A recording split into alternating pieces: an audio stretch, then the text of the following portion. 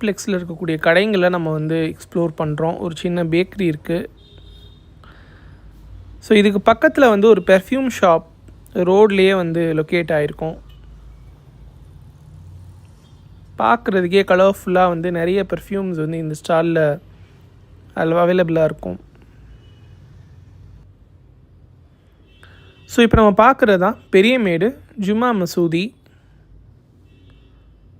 1800களில் கட்டப்பட்ட பழமையான இந்த பள்ளிவாசல் இண்டிபெண்டன்ஸ்க்கு அப்புறம் 2 தடவை ரெனோவேட் பண்ணியிருக்காங்க.